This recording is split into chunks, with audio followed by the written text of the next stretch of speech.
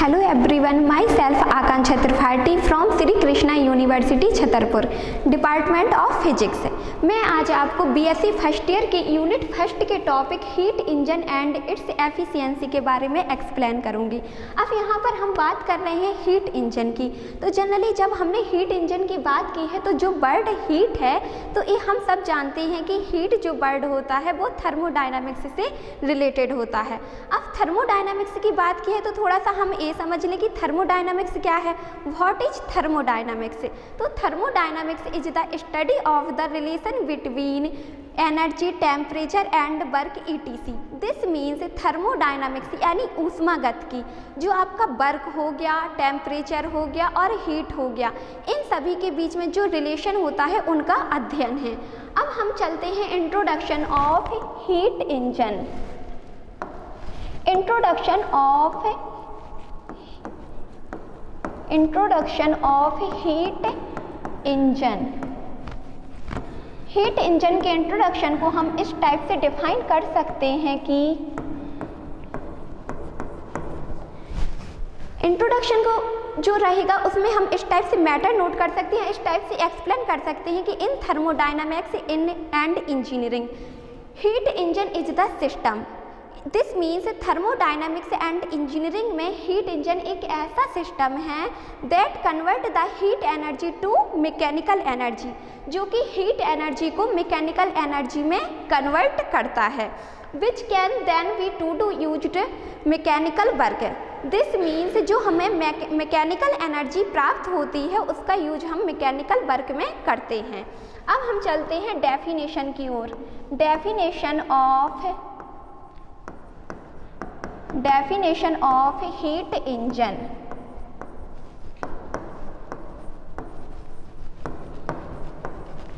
Heat engine की definition को हम इस टाइप से एक्सप्लेन कर सकते हैं कि heat engine is the cyclic process in which heat is continuously converted to mechanical work. This means heat engine एक साइक्लिक प्रोसेस है जिसमें हीट को कंटिन्यूअसली मैकेनिकल वर्क में कन्वर्ट किया जाता है। Heat engine is a cyclic process.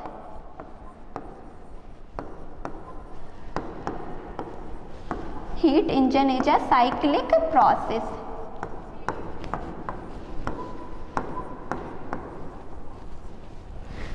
ये हो गया आपका हीट इंजन का इंट्रोडक्शन एंड डेफिनेशन। अब इसके बाद हम बात करते हैं इसकी हीट इंजन के पार्ट्स की। तो हीट इंजन के 3 पार्ट्स होते हैं। Heat engine has the following 3 main parts.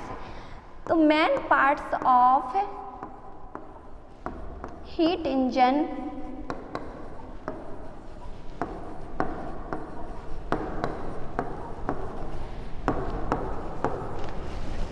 Number first का पार्ट जो होता है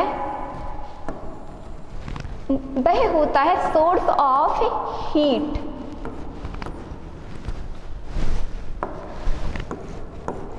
source of heat T1। Second part जो रहता है इसका वह होता है depth sink of heat.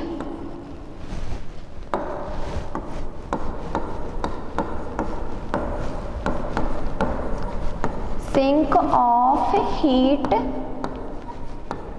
T2 and third part is working substance.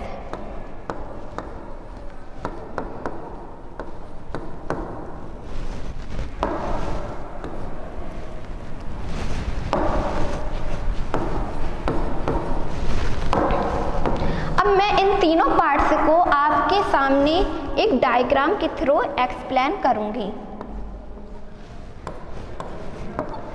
पहले हम इन तीनों पॉइंट्स जो आपके इम्पॉर्टेंट पार्ट हैं, source of heat T1 and sink of heat T2 and working substance, इन तीनों पार्ट्स को हम नोट कर लेंगे कॉपी में। फिर इसके बाद हम डायग्राम बनाएंगे और इन तीनों पार्ट्स को समझेंगे। अब हम तीनों पार्ट्स को एक डायग्राम के थ्रू एक्सप्लेन करेंगे। ये आपका फर्स्ट पार्ट हो गया, सोर्स ऑफ हीट T1। ये आपका साइकिल है जहां पर वर्किंग सब्सटेंस रहेगा। ये W equal to Q1 minus Q2 जो कि मैकेनिकल वर्क है। यहाँ पर हीट जो कि एब्जॉर्ब की जाएगी सोर्स ऑफ हीट से वह Q1 रहेगी।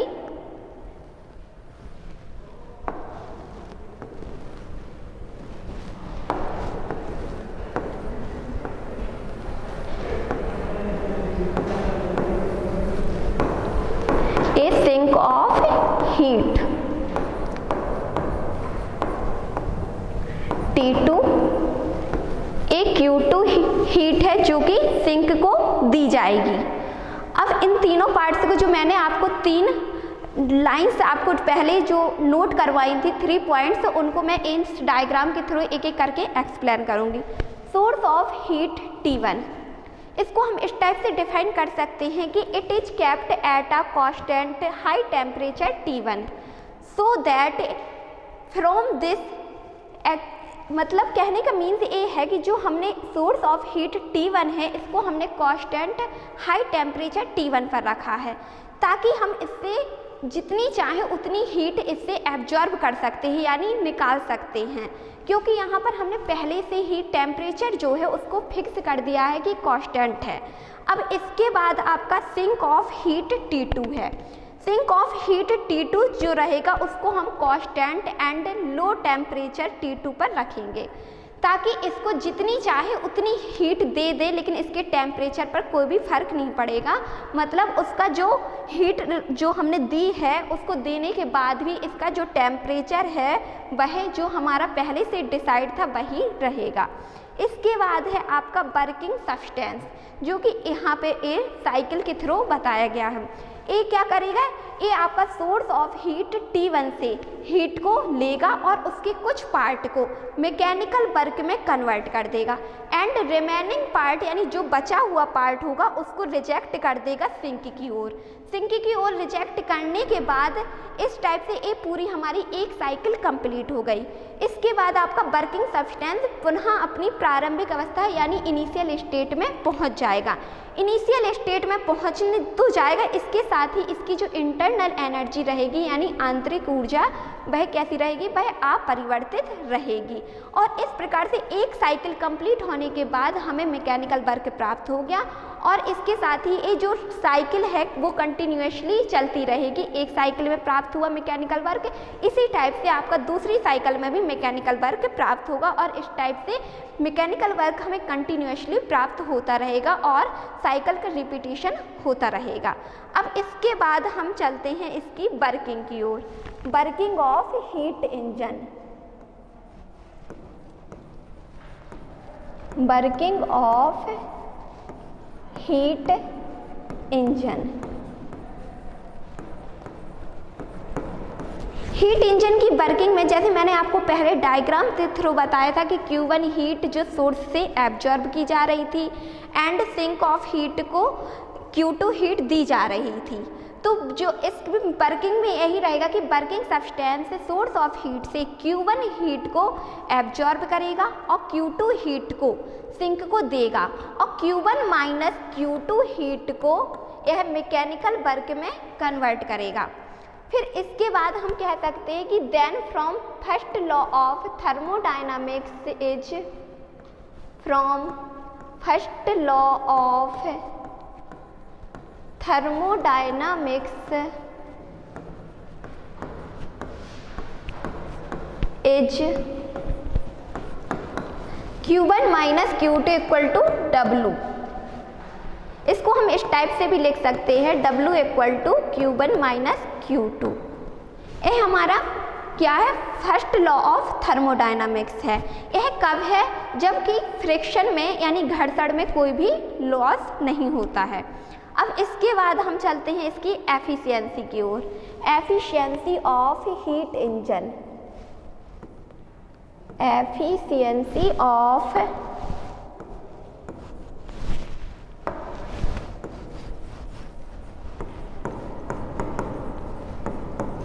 Of heat engine.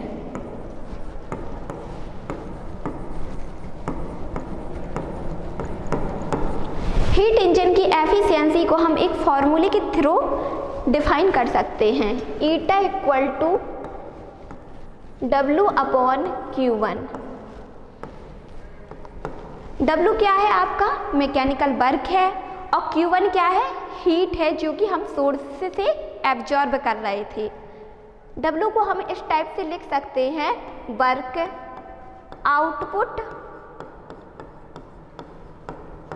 From the engine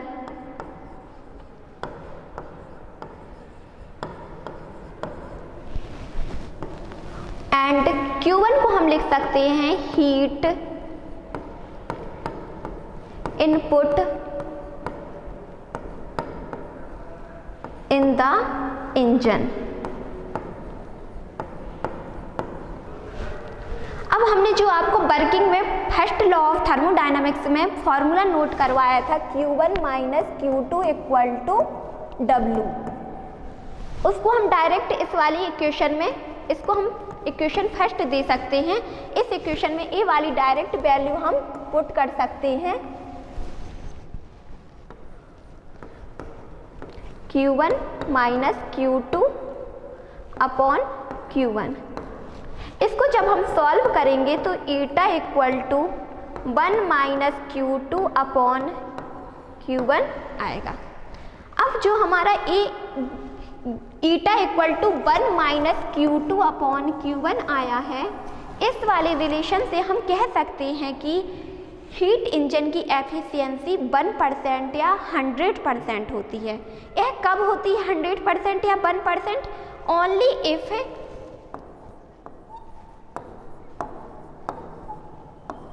Q2 equal to 0। यहाँ मैं डायरेक्ट नोट कर रही हूँ, ईटा इक्वल टू हमारा जो निकला है 1 माइनस Q2 अपॉन Q1, ये हमने रिजल्ट निकाला था। और इस फॉर्मूले के थ्रू मैंने बोला है कि इसकी एफिशिएंसी 1% या 100% होगी। कब होगी? Only if Q2 equal to 0। इसका मीन्स यह है कि हमने जो हीट सोर्स से एब्जॉर्ब की थी उसको पूरी हीट को मैकेनिकल वर्क में कन्वर्ट कर दिया। कोई भी हीट को हमने सिंक को नहीं दिया। लेकिन हम कहते हैं कि ऐसा हो सकता है, लेकिन जनरली एक्सपेरिमेंटली ऐसे इंजन है ही नहीं जो कि डायरेक्ट एक सोर्स से हीट को एब्जॉर्ब करे और पूरी हीट को मैकेनिकल वर्क में कन्वर्ट कर दे और कोई भी हीट को सिंक को ना दे। तो इस टाइप से हम कह सकते हैं कि कोई भी इंजन ऐसा नहीं है जिसकी एफिशिएंसी 100% हो। ये हमारा topic, this is topic is complete. So now thank you so much.